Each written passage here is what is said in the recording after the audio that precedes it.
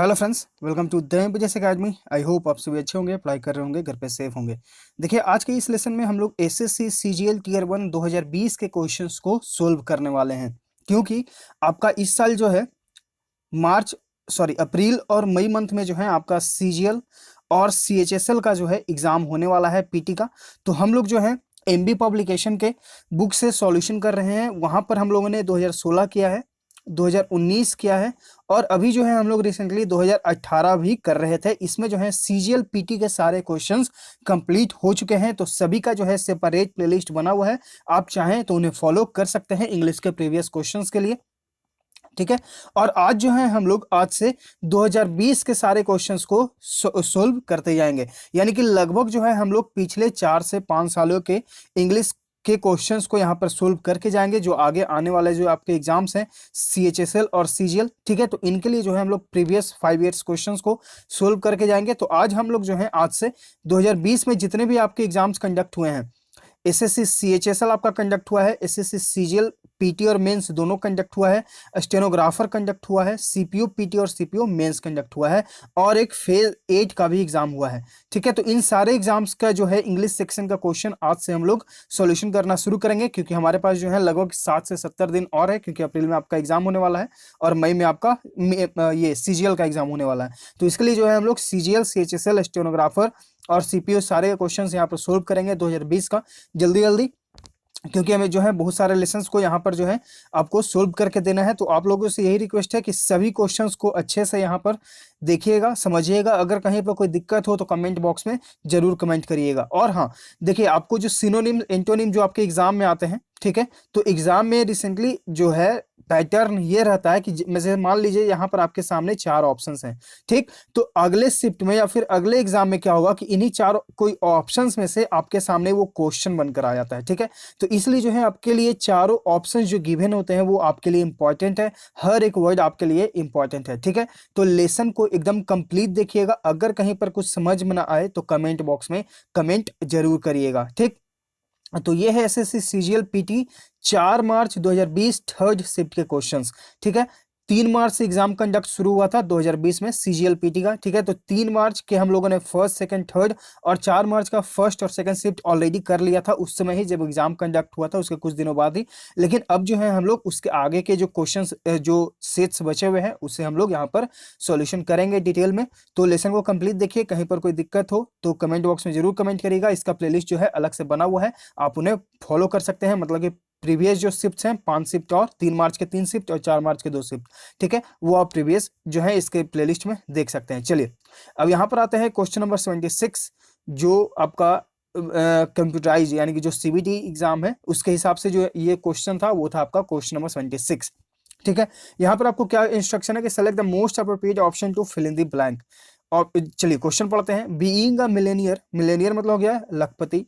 He is leading a fill in the blank life, expensive life यानी कि महंगा life, conducive यानी कि अनुकूल लाइफ, डेस्टिट्यूज यानी कि गरीब लाइफ, लग्जरियस यानी कि सुख भोगी लाइफ यानी कि एकदम शानो शौकत से, एकदम पूरे विलासिता के साथ। तो वो जो है अपने पूरे शानो शौकत के साथ अपनी जिंदगी को जो है आगे बढ़ रहा है, उसे एंजॉय कर रहा है, क्योंकि वह जो है क्या है, एक लखपति है। ठीक, तो ऑप्शन डी जो है आपका यहाँ पर राइट आंसर हो जाएगा। क्वेश्चन नंबर 77, सारे वर्ड्स आपके लिए इंपॉर्टेंट हैं। Select the most appropriate antonym of the given word. Antonym यानी कि अपोजिट यानी कि विपरीत शब्द आपको ढूंढना है। स्पार्स, स्पार्स मतलब होता है कम या फिर बिरल। ठीक है, कम या फिर बिरल। ऑप्शंस देखते हैं। कॉस्टली यानी कि महंगा, ट्रैंक्विल यानी कि शांत, स्कैंटी यानी कि कम। तो ये तो देखिए आपका सिनोनिम हो गया, चूंकि हमें बताना है एंटोनिम इसलिए एलिमिनेट हो जाएगा। ऑप्शन डी आपका है अबंडेंट। अबंडेंट का मतलब होता है प्रचुर मात्रा में। तो एक जो है कम है और एक जो है अधिक है। तो राइट आंसर आपका यहाँ विपरीत के रूप में ऑप्शन डी हो जाएगा। क्वेश्चन नंबर 78 है, यहाँ पे आपको क्या करना है, करेक्ट पैसिव वॉइस में जो है इसको चेंज करना है। Did the problems you had to face discourage you. Did the problems you had to face discourage you. तो यहाँ पर देखिए डिड का यूज हुआ है, यानी कि आपका जो सेंटेंस है ये कौन सा फॉर्म में है, ये आपका पास्ट सेंटेंस है, पास्ट इन डिफिनिट। ये हम लोग जब वॉइस और टेंस जब साथ साथ में पढ़ रहे थे तो वहां पे हम लोगों ने सीखा है, टेंस को भी अच्छे से सीखा था हम लोगों ने और वॉइस को भी। तो यहाँ पर डिड यानी कि ये पास्ट में है। तो पास्ट में जब हम लोग पैसिव वॉइस में चेंज करते हैं तो वाज या वेयर का यूज करते हैं, ठीक, वाज या वेयर का यूज करते हैं। तो अगर आपको रूल्स याद है तो आप यहाँ पर अपने ऑप्शंस को देखेंगे। ऑप्शन ए में आपका आर तो एलिमिनेट, ऑप्शन बी में आपका हैव एलिमिनेट, ऑप्शन सी में आपका एलिमिनेट, ऑप्शन डी में आपका वेयर। तो यहाँ पर देखिए was a were plus verb का थर्ड फॉर्म, तो यहाँ देखिए ऑटोमेटिकली आपका वेयर है। तो अगर आपको रूल्स याद हैं तो एक ही सिर्फ आपको कंप्लीट पढ़ने की जरूरत भी नहीं, आप देखेंगे आर, हैव, आर, वेयर, अच्छा ये तीनों एलिमिनेट क्योंकि पास्ट में है तो वेयर सिर्फ आपके लिए एक सही है। तो यहाँ पे आप जा सकते हैं ऑप्शन डी के साथ, ठीक। Were is discouraged by the problems you had to face, option D आपका यहाँ पर राइट आंसर है क्वेश्चन नंबर 29। तो इस तरह से अगर आपको रूल्स अच्छे से याद है तो आप अपना समय को भी बचा सकते हैं और करेक्ट आंसर के पास तुरंत जा सकते हैं। तो अगर आपको किसी प्रकार का प्रॉब्लम है वॉइस में या फिर टेंस में तो हमारा प्लेलिस्ट है SSC 45 डेज प्लेज, उसमें जो है आपको टेंस और वॉइस साथ साथ में मिलेंगे, आप वहां पर जाकर सीख सकते हैं। क्वेश्चन नंबर 79 पे आते हैं। यहाँ पे आपको बताना है select the word which means the same as the group of words given, यानी कि आपको यहाँ पर वन नंबर सब्स्टिट्यूशन OWS बताना है। One who is pre occupied with his on interest, यानी कि एक ऐसा व्यक्ति जो अपने स्वार्थ के लिए जो है कोई काम करता है। ऑप्शन देखते हैं, इगोइस्ट यानी कि स्वार्थवादी, तो राइट आंसर आपका ऑप्शन ए। पेसिमिस्ट यानी कि निराशावादी, एथीस्ट यानी कि नास्तिक जो भगवान विश्वास नहीं करता, ऑप्टिमिस्ट यानी कि आशावादी, राइट आंसर आपका यहाँ पे ऑप्शन ए हो जाएगा। अगर आपको इस लेसन का PDF चाहिए तो हमारे टेलीग्राम चैनल है द इम्प्रेस एकेडमी, ठीक है, डिस्क्रिप्शन में उसका लिंक दे दिया गया है, आप वहां से आकर इसका PDF जो है डाउनलोड कर सकते हैं, खुद से प्रैक्टिस भी कर सकते हैं, ठीक है। इसके अलावा हमारा जो टेलीग्राम चैनल है वहां पे IB का एग्जाम कंडक्ट होने वाला है, तो उसके लिए जो है करंट अफेयर्स प्रोवाइड किए जा रहे हैं PDF फॉर्म में। OWS PDF आपको शेयर किया गया है, IP शेयर किया गया है, और अभी जो है हम लोग सिनोनिम्स एंटोनिम्स एकदम नए फॉर्म में उसे याद कर रहे हैं। तो आप चाहें तो वहां पर विजिट कर सकते हैं चैनल को, अगर आपको इंपॉर्टेंट लगे तो चैनल को ज्वाइन जरूर कर लीजिएगा। क्वेश्चन नंबर 80, यहाँ पे आपको सेंटेंस को जो है 4 सेंटेंसेस दिए गए हैं जंबल सेंटेंसेस, उसे आपको सही ऑर्डर में जो है अरेंज करना है। तो देखिए इसके लिए जो है हम लोग जब MBA पब्लिकेशन बुक का भी सॉल्यूशन कर रहे थे तो वहां पे हम लोगों ने क्या सीखा था कि हम चारों सेंटेंसेस को पढ़ेंगे, ठीक है, उसके बाद जो है हम अपने राइट आंसर पे आएंगे। और चारों सेंटेंसेस को जब हम पढ़ेंगे तो हमारे लिए जो सबसे इंपॉर्टेंट काम होता है कि एक सब्जेक्ट चुनना। आखिर जैसे मान लीजिए कि यहाँ पर 4 सेंटेंसेस दिए गए हैं, एक में लिखा हुआ है India is a very great country, I live in India, ठीक है, my childhood city is in Bihar Patna, ठीक, और उसके बाद आपका है कि आई ग्रेजुएटेड इन इस कॉलेज में, ठीक। तो यहाँ पर बात किसके बारे में हो रहा है, इंडिया के बारे में। इंडिया का बात आया कि आपके शहर के बारे में, यानी कि आप जो है कहाँ रहते हैं और आपने फिर ग्रेजुएट कहाँ से किया। इट मीन्स कि आपके लिए एक सब्जेक्ट ढूंढना सबसे बड़ा है, मतलब कि काम है, एक इंपॉर्टेंट काम है कि सब्जेक्ट को आखिर आप कैसे चूज करें। तो इसके लिए जो है आपको प्रैक्टिस करना होगा और प्रैक्टिस करते करते ही आप जो है इस चीज को सीख पाएंगे, ठीक है। तो यहाँ पर देखिए अगर आप पढ़ेंगे यहाँ पर सेंटेंसेस को, ठीक है, तो यहाँ पे बात हो रहा होगा एक मलयालम फिक्शन राइटर के बारे में, ठीक है, एक मलयालम फिक्शन राइटर के बारे में, और वो कौन है, वो है वैकोम मोहम्मद बशीर, ठीक। Vaikom Mohammad Basheer was a Malayalam fiction writer from back home in Kerala, ठीक है, यानी कि ये जो व्यक्ति है वो केरला से संबंधित है, एक मलयालम फिक्शन, वो फिक्शन मतलब हो गया काल्पनिक जो है एक राइटर है। तो यानी कि आपका जो सेंटेंस है ये बी से शुरू होने वाला है, यानी कि पूरा पार्ट बी से ही शुरू होगा। उसके बाद यहाँ पर हम थोड़ा सा स्क्रॉल करेंगे, ठीक है, तो और भी जो सेंटेंसेस है यानी कि ऑप्शन डी जो आपका यहाँ पर है वो आपका बच रहा है, ठीक। तो यहाँ पर जो है अब देखिए यहाँ पर अगर आप चारों सेंटेंसेस को इसका PDF मिल जाएगा, आप इसे अच्छे से प्रैक्टिस करिएगा, ठीक। तो यहाँ पर अगर आप देखेंगे तो इसके बारे में बात हो रहा होगा कि वो जो है क्या करते हैं कि सबसे पहले बात हो कि हमारा यहाँ पर सब्जेक्ट एक मिल गया वशीर, ठीक। उसके बाद जो है वहां पर वो किस प्रकार से अपने लिवलीहुड चलाते हैं, मीन्स कि जैसे अब मान लीजिए कि वो केरला में रहते हैं तो केरला में कहाँ रहते हैं, ये किस प्रकार से उनके फैमिली है, इनके बारे में मतलब कि इनके बैकग्राउंड के बारे में अब हमें बताया जाएगा, ठीक। तो Vaikom Mohammad Basheer was a Malayalam fiction writer from Vaikom in Kerala, यानी कि बी। और उसके बाद आपका आएगा कि upon returning from his travels he was forced to live in a house where he has large family live, यानी कि उनके साथ जो है उनकी एक बड़ी फैमिली उनके साथ रहने वाली थी, ठीक। यानी कि बी के बाद आपका आएगा ए। तो यहाँ पर देखिए अगर आप अपने ऑप्शंस के साथ अगर जाएंगे तो यहाँ पर देखिए बी के बाद एक ही ऑप्शन आपका बच रहा है BADC, तो हम जाएंगे डायरेक्ट ऑटोमेटिकली ऑप्शन सी के साथ, ठीक। तो ये आपकी प्रैक्टिस के साथ ही जो है आप इसमें माहिर हो पाइएगा। तो इसको ज्यादा से ज्यादा प्रैक्टिस करिए। अगर आप CGL मेंस में अपियर होने वाले हैं तो वहां पर जो है आपको वहां पे 20 क्वेश्चन ये देखने को मिलेंगे। ठीक, तो इसके लिए जो है आप हार्ड प्रैक्टिस करिए। इसका पीडीएफ जो है वहां पर आपको टेलीग्राम चैनल पर मिल जाएगा, उसके बाद आप आराम से इसका प्रैक्टिस कर सकते हैं। Question number 81। ठीक, क्वेश्चन नंबर 81 में है कि आपको इनकरेक्ट स्पेल को अपने आंसर के रूप में चूज करना है। तो ऑप्शन ए आपका है इग्नोरेंस। इग्नोरेंस जो है यहाँ पे करेक्ट स्पेल है, इसका मतलब होता है अज्ञान। इन्फ्लुएंस मतलब होता है प्रभाव। इटिनरेंट मतलब होता है भ्रमणकारी। इम्पीच, इम्पीच मतलब होता है महाभियोग लगना। तो देखिए यहाँ पर जो आपका राइट आंसर है वो है आपका ऑप्शन सी, क्योंकि इसी का जो है स्पेलिंग गलत लिखा हुआ है। Itinerant, ITINERANT। इटिनरेंट मतलब होता है भ्रमणकारी, यानी कि जो घूमने वाला व्यक्ति होता है। तो ई के जगह जो है यहाँ पे आपको ए का यूज करना होता है, इटिनरेंट यानी कि भ्रमणकारी। ऑप्शन सी आपका यहाँ पर राइट आंसर है। आगे के लिए इंस्ट्रक्शंस है कि आपको फिल इन द ब्लैंक करना है, और उसके बाद जो है आपको पूरे सेंटेंस को पढ़कर फिल इन द ब्लैंक जो एप्रोप्रिएट ऑप्शंस जो आपके गिवन है यहाँ पे आपको वो पढ़ना है। ठीक, तो यहाँ पर चलिए पढ़ते हैं हम लोग। Milton Hershey return to the village. Milton Hershey जो है अपने गांव रिटर्न हुए। Where he had been born, जहां वे जन्मे थे। In the heart of dairy country, यानी कि जो डेयरी कंट्री है उसके हृदय में, यानी कि वहां जो है डेयरी कंट्री कहलाता है वो। ठीक, he opened his chocolate manufacturing plant. उन्होंने जो है अपना चॉकलेट मैन्युफैक्चरिंग मतलब कि बनाने वाला एक प्लांट खोला। कब? तो 1995 में। तो कब खोला? तो 1995, यानी कि इन 1905। यहाँ पर जो आपका राइट आंसर होगा वो होगा आपका इन ऑप्शन सी। ठीक, with access to all the fresh milk, यानी कि अपने सारे ताजा दूध से जो है उन्होंने क्या किया कि जितने भी उन्हें जो है ताजा दूध की जरूरत थी, all the sorry he assess all the fresh milk he needed, यानी कि उन्हें जितने आवश्यकता थी उन्हें उतनी जो है ताजा दूध मिली। ही बिगेन प्रोड्यूसिंग, यानी कि उन्होंने जो है प्रोड्यूस करना शुरू कर दिया, यानी कि उत्पादन करना शुरू कर दिया। द फाइनेस्ट मिल्क चॉकलेट, ठीक है, सबसे बढ़िया मिल्क चॉकलेट उन्होंने जो है बनाना शुरू कर दिया। अब यहाँ पर देखिए ये जो फाइनेस्ट वर्ड है ये आपका सुपरलेटिव डिग्री है, तो इसके साथ जो है हमेशा द का यूज होता है। ठीक, तो इस चीज को आप ध्यान रखिएगा। तो ये ग्रामेटिकल आपके लिए हो गया कि ग्रामेटिकल एरर में ऐसे क्वेश्चंस आते हैं। ठीक, तो यहाँ पर द है और उसके बाद आपका सुपरलेटिव डिग्री, यानी कि सुपरलेटिव डिग्री के आगे जो है आपको द का यूज करना है। The plant that opened in a small peninsula village is today the, उसके बाद जो ऑप्शंस हैं देखिए द, उसके बाद जो है हम जाएंगे सुपरलेटिव डिग्री, यहाँ की आपका ऑप्शन सी लार्जेस्ट। अभी हम लोगों ने सीखा था कि द के बाद जो है हमेशा सुपरलेटिव डिग्री का यूज होता है। तो देखिए लार्जेस्ट अपने आप में ही सुपरलेटिव डिग्री है, इसलिए यहाँ पर मोस्ट का यूज गलत है, इसलिए हम ये ऑप्शन को एलिमिनेट करेंगे। ठीक है, लार्जेस्ट अपने आप में ही सुपरलेटिव डिग्री और मोस्ट भी सुपरलेटिव डिग्री है, तो हम दो सुपरलेटिव डिग्री एक जगह क्यों यूज करेंगे, इसलिए जो है हम यहाँ पर मोस्ट को रिमूव करेंगे। तो इस चीज को ध्यान रखिएगा। तो यहाँ पर जो आपका हो जाएगा वो हो जाएगा आपका लार्जेस्ट। ठीक, यहाँ पर जो आपका हो जाएगा वो हो जाएगा आपका largest chocolate factory in the world, यानी कि आज जो है वो उन्होंने जो पेनिनसुला विलेज में जो एक चॉकलेट फैक्ट्री खोली वो सबसे बड़ा, दुनिया का सबसे बड़ा जो है चॉकलेट फैक्ट्री है। The confections created here are, the confections here created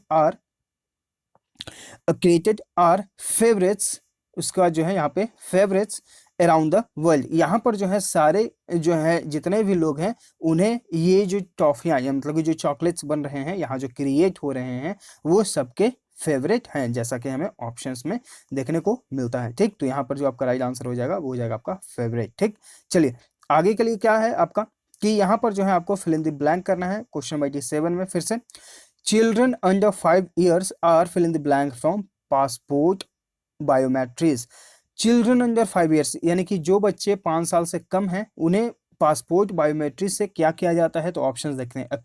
अक्यूटेड यानी कि दोष मुक्त कर देना। एग्जिम्प्टेड यानी कि छूट प्राप्त होना। ठीक है, छूट प्राप्त होना आपका।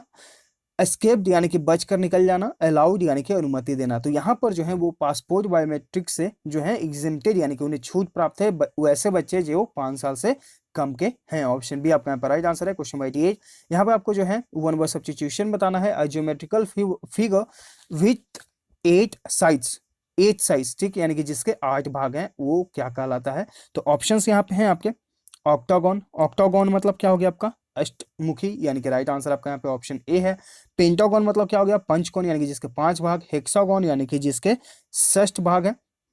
और आपका है हेप्टागोन, यानी कि जिसके सप्तभुज हैं, यानी कि 7। तो राइट आंसर आपका यहाँ पे ऑप्शन है 89। यहाँ पे आपको जो है इडियम का अर्थ बताना है। Bring to light, bring to light मतलब क्या होता है? इसका मतलब होता है एकदम उजागर कर देना। क्या होता है? ब्रिंग टू लाइट यानी कि उजागर करना। ऑप्शन देखते हैं, रिवील क्लियरली यानी कि एकदम स्पष्ट रूप से उजागर कर देना। तो राइट आंसर आपका ऑप्शन है रिवील यानी कि उजागर करना। ठीक, बाकी ऑप्शन है चीयर समवन यानी किसी को खुश करना, प्रेज इन पब्लिक यानी किसी की प्रशंसा करना, ब्राइटन अप किसी को खुश करना। राइट आंसर आपका ऑप्शन है क्वेश्चन 19। यहाँ पे आपको सिनोनिम यानी कि प्रवाची शब्द ढूंढना है। फूरी का इसका मतलब क्या होता है? फ्लोरी मतलब होता है क्रोधित होना। ठीक, ऑप्शन देखते हैं, सिन यानी कि पाप, रिस्क यानी कि खतरा, एंगर यानी क्रोधित, क्राइम यानी कि अपराध। राइट आंसर आपका ऑप्शन सी क्वेश्चन 91। यहाँ पे आपको इडियम का अर्थ बताना है। होल्ड वाटर, होल्ड वाटर मतलब क्या होता है? होल्ड वाटर मतलब होता है to be valid, to be a reasonable point. ठीक है, ऑप्शन देखते हैं, टू बी फिकल यानी कि फिकल मतलब होता है चंचल होना, अस्थिर होना। ये वर्ड हम लोगों ने आज सिनोनिम में पढ़ा है। टू बी बिजी, व्यस्त होना। टू बी वैलिड यानी कि वैध होना। तो राइट आंसर आपका यहाँ पे ऑप्शन सी है।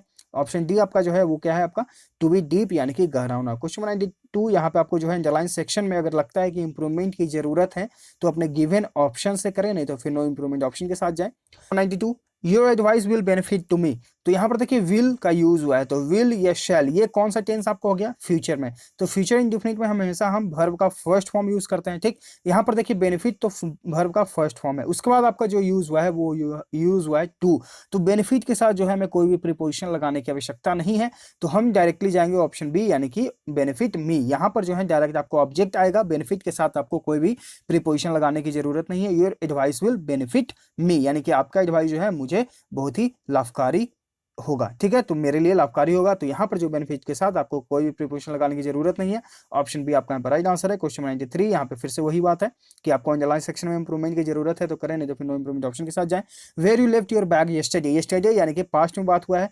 तो अंडरलाइन सेक्शन जो है यहाँ पर देखिए वेयर यू लेफ्ट, तो जब ये आपका सेंटेंस जो है इंट्रोगेटिव में है, तो इंट्रोगेटिव में जब हम लोग पास्ट इंडेफिनिट बनाते हैं तो क्या बनाते हैं? यहाँ पर देखिए WHO फैमिली यानी कि हु, हुम, वेयर। तो WHO फैमिली सबसे पहले हम लेंगे तो वेयर, उसके बाद आपका आएगा डिड, फिर आपका आएगा सब्जेक्ट और फिर आपका आएगा वर्ब का फर्स्ट फॉर्म। तो ये हम लोग टेंस में पढ़ चुके हैं। अगर आपको थोड़ा सा भी कंफ्यूजन है तो हमारा प्लेलिस्ट SSC 45 डेज प्लीज आप उसमें जाकर लेसन्स को देख लीजिए।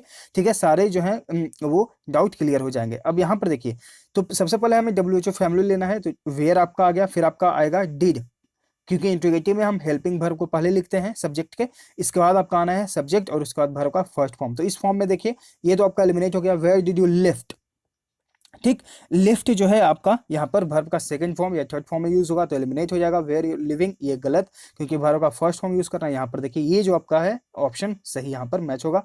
वेयर मतलब कि WHO फॉर्मली, फिर आपका डिड और फिर आपका सब्जेक्ट और फिर आपका वर्ब का फर्स्ट फॉर्म यानी कि लिव। तो राइट आंसर आपका यहाँ पर ऑप्शन ए है। Where did you leave your bag yesterday, क्योंकि ये सेंटेंस पास्ट में है इसलिए पास्ट में इसे हम लोग चेंज कर लिए, ऑप्शन डी।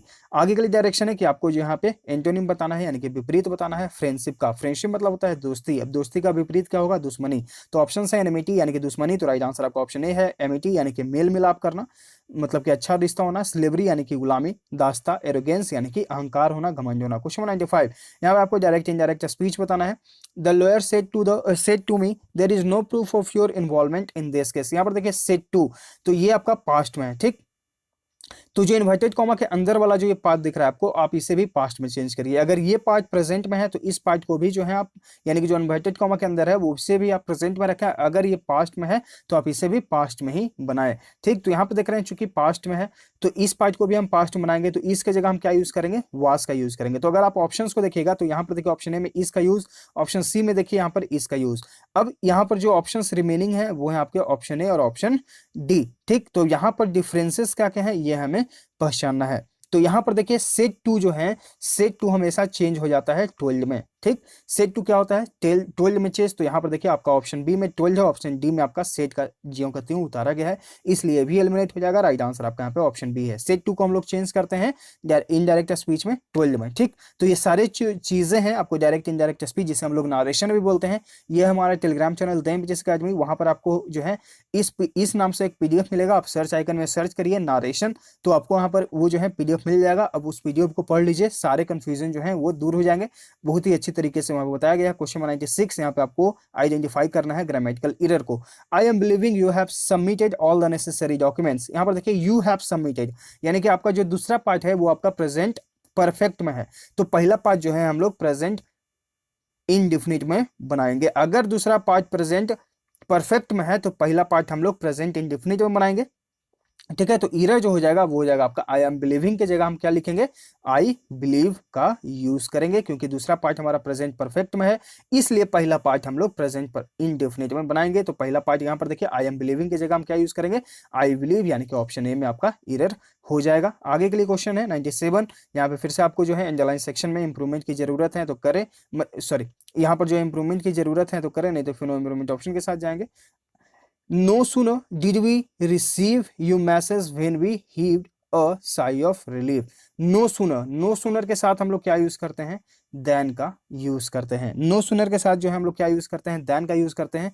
यहाँ पर देखिए, यहाँ पर चूंकि यूज हुआ है when का, तो when के जगह जो है हम क्या यूज करेंगे, than का यूज करेंगे। ऑप्शन डी में आपका यहाँ पर इरर हो जाएगा, ठीक। नो सुनर के साथ than का यूज करें। क्वेश्चन 198, यहाँ पे आपको जो है सेंटेंस को अरेंज करना है फिर से, तो ये आपके लिए होमवर्क है। हम लोग जब एमबी पब्लिकेशन बुक का भी सॉल्यूशन कर रहे हैं तो एक क्वेश्चन हम आपको हमेशा सेंटेंस अरेंजमेंट में एक क्वेश्चन हम आपको होमवर्क के रूप में देते हैं, ताकि आप जो प्रीवियस लेसन से सीखते आ रहे हैं वो यहाँ पर आप अप्लाई कर सकें अपने यहाँ पर, कि हाँ आपको कुछ समझ में आ रहा है या नहीं आ रहा है। लेकिन अगर आप लोग कमेंट नहीं करेंगे तो हमें पता भी नहीं चलेगा कि आपको समझ में आ रहा है या नहीं आ रहा है। तो प्लीज़ कमेंट बॉक्स में जरूर कमेंट करें इसका आंसर। अगर आपको समझ में नहीं भी आया होगा तो वो भी कमेंट करिएगा कि हमें समझ में नहीं आया है, आप फिर से एक बार समझाएं तो हम फिर से आपको वो चीज समझा देंगे, ठीक है। तो ये कमेंट बॉक्स में आप कमेंट करके बताइए इसका आंसर। क्वेश्चन 99, यहाँ पे आपको जो है सिनोनिम बताना है। यहाँ पर देखिए, यहाँ पे इंस्ट्रक्शन लिखा गया है सिनोनिम, ठीक।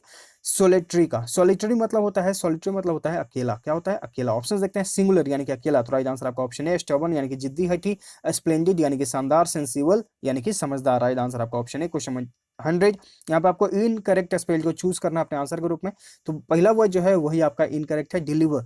डिलीवर का जो करेक्ट स्पेल होता है वो होता है DELIVER, DELIVER, डिलीवर मतलब क्या होता है, पहुंचाना या फिर देना। तो राइट आंसर आपका यहाँ पे ऑप्शन ए हो जाएगा। बाकी ऑप्शन हैं, डिनायल यानी कि इनकार करना, डिसीजन यानी कि निर्णय, डिटर, डिटर मतलब होता है रोक रखना। तो राइट आंसर आपका यहाँ पे ऑप्शन ए हो जाएगा, ठीक है। तो ये है आपका 4 मार्च थर्ड शिफ्ट का इंग्लिश क्वेश्चंस का सॉल्यूशन डिटेल में। आई होप आपको हर एक क्वेश्चन अच्छे से समझ में आ गया होगा।